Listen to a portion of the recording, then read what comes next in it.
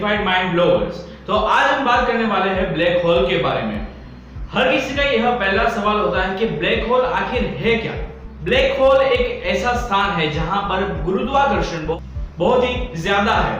तो आज यहाँ पर थोड़ी सी इंफॉर्मेशन आपको मिल जाएगी इस ब्लैक होल के बारे में। हम डायरेक्टली ब्लैक होल को नहीं देख सकते क्योंकि जो ब्लैक होल है वह ब्लैक है, तो इस वजह से कोई भी प्रकाश इससे बच नहीं सकता है।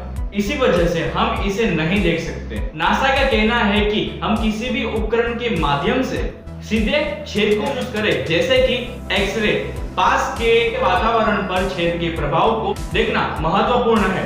अब बात करते हैं तो स्टेलर ब्लैक होल्स जो है वो छोटे हैं लेकिन बहुत ही खतरनाक है।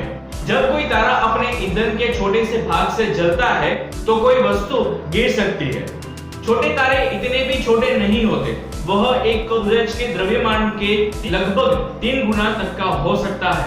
नया कोर एक न्यूट्रॉन स्टार या फिर एक सफेद बोना बन जाएगा, लेकिन एक बड़ा तारा ढह जाता है तो यह संपीड़ित होता रहता है और एक तारा की ब्लैक होल बन जाता है। व्यक्तिगत तारों के पतन से बनने वाले ब्लैक होल्स वाकई ही थोड़े से छोटे होते हैं, लेकिन अविश्वसनीय रूप से वह घने होते हैं। वह अपने गुरुत्वाकर्षण बल से अपने आसपास के गैलेक्सियों की गैसेस और उनकी धूल को खाता है और कुछ इस तरीके से ब्लैक होल और बड़े होते रहते हैं। जैसे कि हमने पिछले वीडियो में बात की थी कि गैलेक्सीज कैसे बनती है। गैलेक्सी बनती है तारों को और दूसरी कई और गैलेक्सियों को खाकर। गैलेक्सी जो है वो तारों को खाता है और ब्लैक होल जो है वो गैलेक्सी को खाता है, और उस तरीके से ब्लैक होल अपने आप को और बड़ा बनाता रहता है। अब एक और बात करते हैं कि ब्लैक होल आखिर दिखता कैसा है। ब्लैक होल में 3 अलग-अलग प्रकार की परत होती है। बाहरी और अंदर की हॉरिजन और सिंगुलरिटी वाला होता है।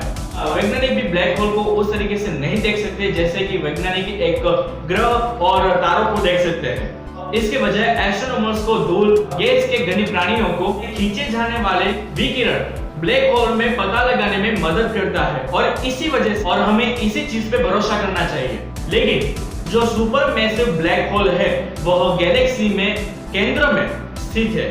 इवेंट हॉरिजन टेलीस्कोप अंतरराष्ट्रीय सहयोग के माध्यम से 8 ग्राउंड आधारित रेडियो दूरबीनों के एक ग्रह स्केल सरणी में गैलेक्सी M87 और उसकी छाया के केंद्र में सुपर मैसिव ब्लैक होल की एक फोटो कैप्चर की गई थी। अब दूसरा कि जो ब्लैक होल है वह एक गोले है और एक निश्चित रूप से वह फ्यूनल के आकार के नहीं है। ब्लैक होल के एक घटना क्षितिज का आकार एक गुरुत्वाकर्षण पर निर्भर करता है। बाहर से आप यह जान सकेंगे कि यह जो कि पहली बार में घटना क्षितिज को कैसे देखना है, तो यह एक पीच काले रंग की एक गोला है। और कुछ लोगों का यह भी कहना है कि यह जो ब्लैक होल है वह सर्कल या वोल्स फ्यूनल के आकार के रूप में है, ऐसा लोग सोचते हैं। अब एक और बात करेंगे तो यह कि ब्लैक होल जो है वह स्पिन करता है। यह बोलने में काफी अजीब लगता है कि ब्लैक होल स्पिन करता है, लेकिन वाकई ही में ब्लैक होल जो है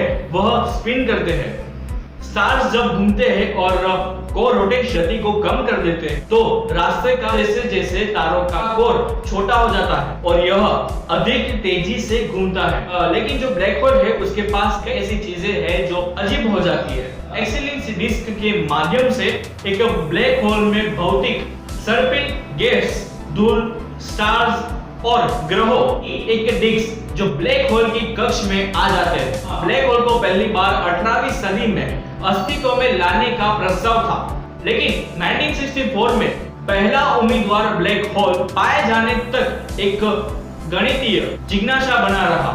इस सिग्नस X1 कहा जाता था जो नक्षत्र साइग्नस एक एक्सरे स्रोत था।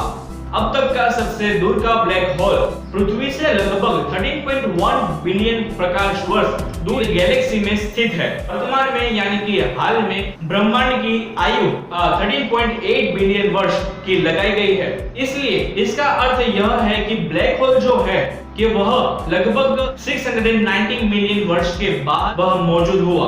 अगर आपको यह वीडियो अच्छा लगा हो तो प्लीज जाके लाइक कर दीजिए, शेयर कर दीजिए और सब्सक्राइब करना ना भूलें, और साथ ही बेल आइकन को भी दबा दीजिए ताकि हमारे आगे की वीडियोस की नोटिफिकेशन आप लोग के तक पहुंचती रहे।